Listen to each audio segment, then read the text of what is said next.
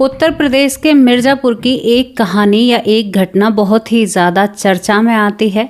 चर्चा में तब आती है तब एक जमाई अपनी सास को जिद कर रहा है कि आपको शादी करनी होगी। सास भरे समाज के सामने कह रही है कि बेटा मेरी शादी करने की उम्र नहीं है, मेरी बेटी की शादी हो गई, मेरी बेटी का घर बस गया, लेकिन जमाई द्वारे पर पंचायत लेकर बैठा हुआ है और बस एक ही कहना है कि नहीं आपको शादी करनी होगी।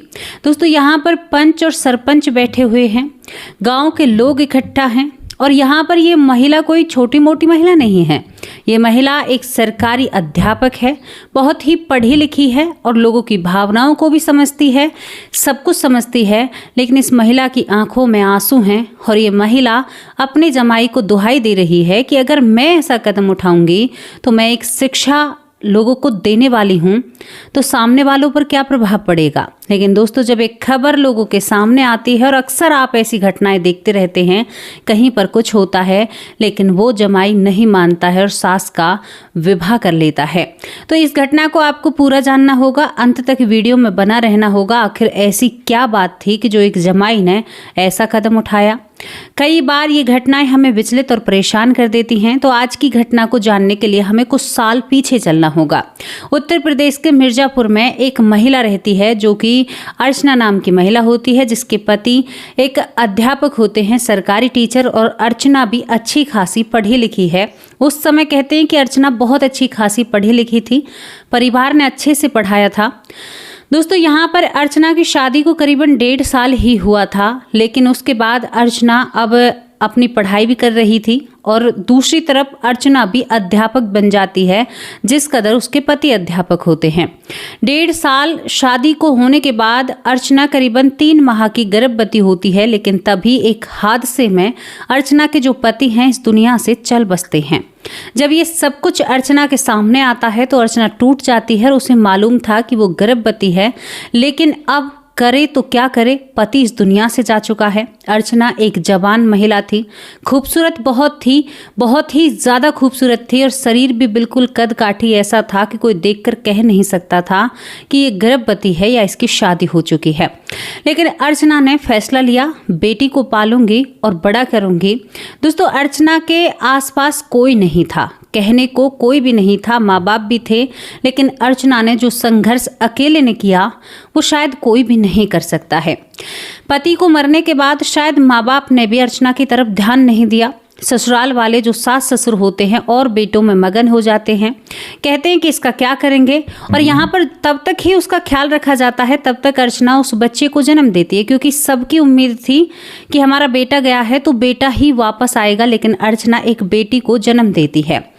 जैसे ही अर्चना की ससुराल में पता चलता है कि उसने एक बेटी को जन्म दिया है, तो मैं आपको क्या बताऊं, ये समाज की वो कड़वी सच्चाई है जिसे लोग जानबूझकर अनदेखा करते हैं। यहाँ पर अर्चना जब बेटी को जन्म देती है तो सास ससुर और ससुराल वालों ने मुंह फेर लिया, अरे लड़का तो हुआ नहीं है, इसका क्या करेंगे, जमीन जायदाद को लेकर यहाँ से चली जाएगी। अर्चना ने जब अपने ससुराल वालों का रवैया देखा तो वो हर रिश्ते से टूट चुकी थी और उस बेटी को गोद में उठाकर अर्चना ने फैसला किया कि इस बेटी को कभी भी ऐसे नहीं कहलवाऊंगी और इसका पालन पोषण मैं अकेली करूंगी। क्या कोई माँ अकेली अपने बच्चे को नहीं पाल सकती? अपने बेटी को वो पढ़ाती है, बड़ा करती है। धीरे धीरे अर्चना की बेटी, जिसका नाम मीना होता है, मीना दिन पर दिन बड़ी होती है। कहते हैं कि वक्त बड़े से बड़ा घाव भर देता है और वक्त हमेशा किसी के लिए थमता नहीं है। अगर वक्त थमने लगा ना तो इंसान कभी भी परेशानियों से बाहर नहीं निकल सकता। तभी तो कहते हैं कि वक्त बदलना ज़रूरी है। तभी तो भगवान का शुक्र मनाइए कि कभी भी वक्त थमता नहीं है। अगर वक्त थम जाता तो जिंदगी मायूस और उदास हो जाती। धीरे धीरे अर्चना की बेटी है मीना जवान हो जाती है।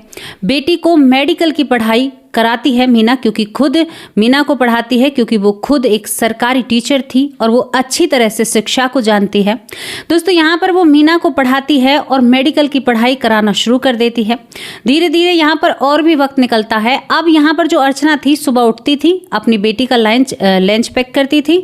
बेटी भी इतनी सीधी थी कि अपनी माँ का फुल सपोर्ट यानी साथ देती है। बेटी भी माँ के काम में हाथ बढ़ाती है जबकि वो पढ़ाई करती है। अब एक दिन क्या होता है कि बेटी देख रही है, जो किचन है, रसोई है, उसमें एक लंच रखा हुआ है जो उसकी माँ का लंच था। वो उस लंच को लेकर नहीं गई थी स्कूल। तो माँ जब भूखी रहती है तो बेटी को चिंता होती है और बेटी बिना कुछ सोचे समझे, जिसे वाहन भी चलाना आता है, स्कूटी उठाती है और उस लंच को लेकर स्कूल में पहुंच जाती है। दोस्तों यहाँ पर एक और बात आपको बताना भूल गई, अर्चना की जो बेटी मीना थी ना, वो भी अपनी माँ की तरह बहुत खूबसूरत थी। कहते हैं कि एक तरफ देखे तो लगता है कि इन्हें देखते ही चले जाएं। जब स्कूल में मीना प्रवेश करती है तो सब लोग मीना की तरफ देखते रह जाते हैं, अरे ये तो बहुत खूबसूरत है, ऐसी खूबसूरत लड़की तो देखी नहीं। अब यहीं पर एक मान सिंह नाम के प्रिंसिपल होते हैं जो इस लड़की को देख रहे थे।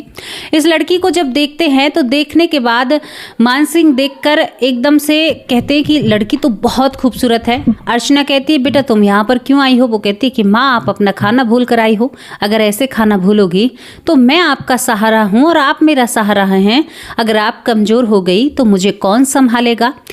माँ बेटी मुस्कुराती हैं। अर्चना हंसते हुए उस खाने को खाती और कहती है कि बेटी मुझे बहुत अच्छा लगा, आपने मुझे खाना खिलाया। और यहाँ पर तभी वो बेटी जो मीना होती है वो घर चली जाती है, लेकिन प्रिंसिपल तभी अर्चना को याद करते हैं। अर्चना को याद करते और कहते हैं कि ये तुम्हारी बेटी थी। दोस्तों यहाँ पर एक और बात आपको बताऊं, जो प्रिंसिपल होते हैं उनकी शादी नहीं हुई थी, उनकी एक भी औलाद नहीं थी, उन्होंने शादी करी ही नहीं थी, वो बिल्कुल अकेले इस दुनिया में थे। लेकिन यहाँ पर मान सिंह के एक भाई होते हैं और मान सिंह के यानी सगे भाई नहीं होते हैं, जानकार भाई होते हैं, यानी जैसे भाईचारा बोल देते हैं। अब यहाँ पर वो दूर के रिश्तेदार में आ रहे थे। दूर के रिश्तेदार में एक लड़का होता है विनोद, और विनोद को मान सिंह बहुत पसंद किया करता था क्योंकि अक्सर वो उसे अपने बेटे की तरह देखा करता था। यहाँ पर जब मान सिंह देखता है कि इसकी बेटी बहुत खूबसूरत है, मान सिंह को पूरे हालात अर्चना के पता थे क्योंकि वो भी अकेला था और अर्चना भी अकेली थी। तभी मान सिंह अर्चना के सामने एक बात रखता है, कहता है कि अर्चना देखो मुझे पता है तुमने जीवन भर बहुत संघर्ष किया है, लेकिन तुम्हारी बेटी बहुत खूबसूरत और गुणी है। मेरी नज़र में मेरे बेटे समान है क्योंकि मैं उसे बेटा ही मानता हूँ। हालांकि दूर की रिश्तेदारी में से है, एक बहुत खास मेरा बेटा है जिसका नाम विनोद है और वो पुलिस में है, बहुत अच्छा नौकरी करता है और बहुत ही अच्छा परिवार है। अगर तुम चाहो तो अपनी बेटी की शादी वहाँ पर कर सकती हो और तुम्हारी बेटी वहाँ पर बहुत खुश रहेगी, ये मेरा तुमसे वादा है। अर्चना इस बात को सुनकर कहती है कि सर मैं आपकी बात को मानती तो सही, लेकिन मैं आपसे वादा नहीं कर सकती क्योंकि मैंने जो संघर्ष किया है, मैं अपनी बेटी की शादी उसकी मर्जी से करना चाहती हूँ। अगर उसने कुछ आगे कहा तो मैं ज़रूर आपसे इस बात पर बात करूँगी। जब अर्चना घर जाती है तो एक माँ के दिल में भी उम्मीद होती है कि भाई मेरी बेटी एक सरकारी लगे हुए व्यक्ति को जाएगी और नौकरी तो नौकरी होती है, बहुत अच्छे से काम चलता है, ज़िंदगी आसान हो जाती है आगे चलने। तो शाम को बेटी का इंतज़ार करती है और बेटी से बातचीत करती है। बेटी कहती है कि माँ आपने मुझे पाल पोस कर बड़ा किया है, आप जो मेरे लिए फैसला लोगे ना वो भगवान से भी बढ़कर है, आप जो चाहती हैं वही मेरी ज़िंदगी में होगा, आप चिंता मत कीजिए, मैं आपके हर फैसले से खुश हूँ। लेकिन माँ एक बात कहना चाहती हूँ, कहीं पर भी मेरे लिए कोई भी रिश्ता तलाशें, लेकिन एक बात कहना चाहती हूँ, पहले आप जांच पड़ताल ज़रूर करना क्योंकि दुनिया में धोखे बहुत होते हैं। दोस्तों इन बातों को सुनकर माँ खुश हो जाती है। दूसरे दिन ये सारी बातें मान सिंह को बताती है। मान सिंह कहता है क्यों नहीं, मैं अपने उस रिश्तेदार के बेटे से ज़रूर मिलवाऊंगा क्योंकि मैं उस लड़के को गोद लेना चाहता हूँ, वो लड़का मेरे लिए बहुत महत्व रखता है। दोस्तों यहाँ पर दोनों लड़का और लड़की को मिलवाया जाता है, दोनों एक दूसरे को पसंद कर लेते हैं और ये जो बातचीत थी ये शादी में बदल जाती है। जब बेटी की शादी हो रही थी तो यहाँ पर एक पिता की बहुत ज़्यादा ज़रूरत थी क्योंकि पिता नहीं था ना कि भाई बेटी का कन्यादान कौन देगा। तो यहाँ पर एक विधवा माँ अकेली बैठी हुई थी। तभी यहाँ पर वो प्रिंसिपल कहता है कि अर्चना आपको अगर बुरा ना लगे तो ये मेरी भी बेटी है, क्यों ना मैं इसका कन्यादान दूं। तो अर्चना सहम जाती है, कहती है कि ऐसा कैसे हो सकता है, आपको मैं अपने पति की जगह कैसे दे सकती हूँ। तभी यहाँ पर पंडित जी कहते हैं कि ऐसा हो सकता है कि एक जना बैठ जाए और एक जना उठ जाए, इस तरह से यहाँ पर कुछ विधिवत किया जाता है और अर्चना की बेटी जो होती है मीना, वो पराई हो जाती है। दोस्तों मीना जब पराई हो जाती है तो माँ अकेली हो जाती है। अब वो अपने आप को बहुत अकेलापन महसूस करती है। पूरे दिन स्कूल में काम करती है, घर आकर रोती है, फ़ोन करती है कि बेटी तुम्हारी बहुत याद आती है। अब बेटी काफ़ी दूर जा चुकी थी, बेटी पास नहीं आ सकती थी, कभी कभार बेटी आती है। तो इस बात को जो मीना होती है वो अपने पति से रोकर कहती है कि मेरी माँ अकेली है और मेरी माँ ने मेरे लिए वो कुछ किया है जो एक कोई भी नहीं कर सकता था। उस समय जब मेरे जो चाचा ताऊ हैं उन्होंने मुझे धुतकार दिया, मेरी माँ ने मुझे अपनाया था और मेरी माँ ने मुझे इस काबिल बनाया। दोनों पति पत्नी इस बात पर 8 महीने तक चर्चा करते हैं। 8 महीने तक दोनों की चर्चा चलती रहती हैं। पति कहता है कि तुम्हारी माँ को चैन और सुकून कैसे दूं, कैसे उसकी ये सारी चीज़ें सही तरीके से करूं। दोस्तों यहाँ पर तभी उस पति के दिमाग में वो बात आती है कि जब फेरों पर कन्यादान की बारी थी तो उसके जो रिश्तेदारी में लगते थे, यानी मान सिंह जो प्रिंसिपल होते हैं वो भी सरकारी थे, तो उस समय वो कन्यादान लेने की बात कर रहे थे। तभी यहाँ पर ये कहती है कि जो अर्चना की बेटी मीना है कि तुम क्या सोच रहे हो, ये बिल्कुल भी नहीं हो सकता। लेकिन तभी वो कहता है कि क्यों नहीं हो सकता, किसी के दिल और दिल की भावनाओं को समझना चाहिए। कहीं ना कहीं मुझे लगता है कि मेरे जो दूर के चाचा हैं या मेरे नाते में जो लगते हैं रिश्तेदार थे, ऐसा भी नहीं था कि एक गांव के थे।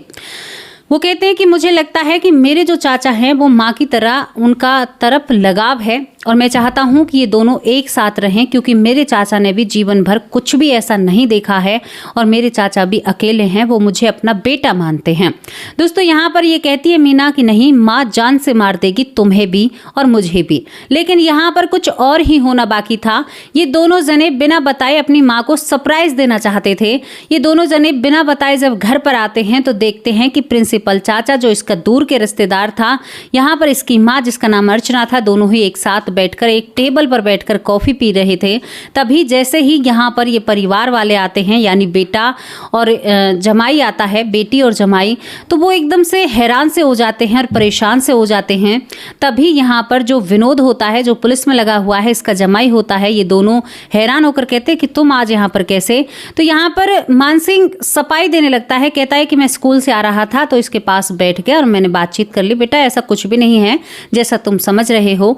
लेकिन तभी मीना अपनी माँ को अंदर बुलाती है और अपनी माँ को समझाती है।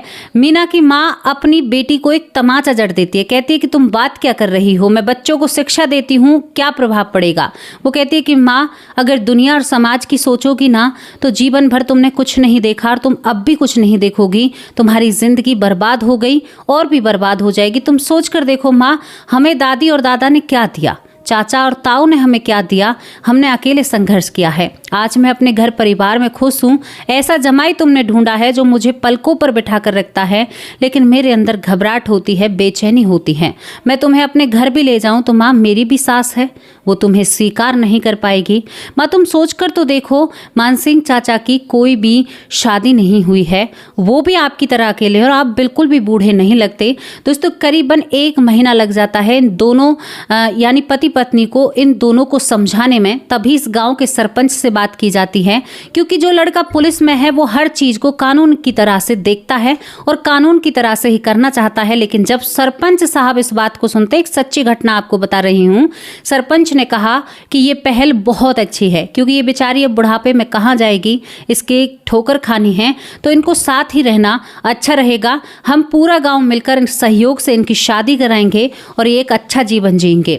दोस्तों यहाँ पर सरपंच ने एक और बात समाज के सामने रखी। सरपंच ने कहा कि जरूरी नहीं है कि पति पत्नी जब रिश्ते में रहते हैं तो शारीरिक सुख ही सबसे बड़ा सुख है। नहीं, आपस में बातचीत या किसी से एक दूसरे से बात करना, ये भी एक मानसिक तनाव को दूर करता है और शायद 2 लोग एक अच्छे से जीवन जी सकते हैं। हर एक चीज ज़रूरी नहीं है, लेकिन अगर किसी से खुलकर बात की जाए तो मन बहुत हल्का हो जाता है।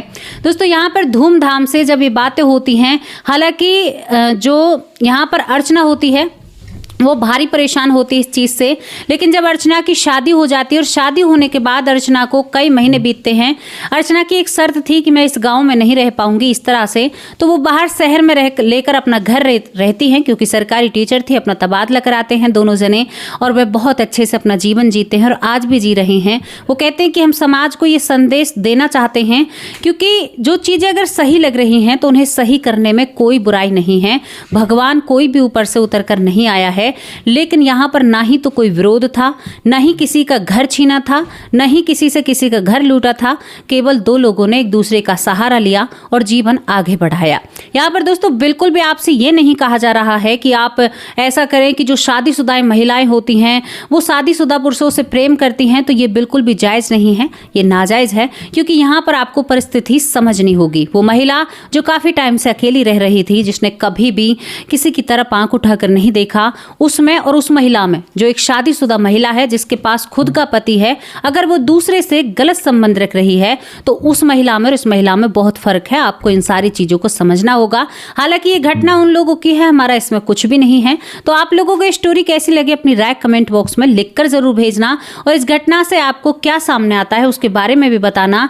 क्या यहाँ पर बीना ने सही किया जो उसकी बेटी मीना होती है? क्या विनोद ने सही किया जो बेटी का पति है?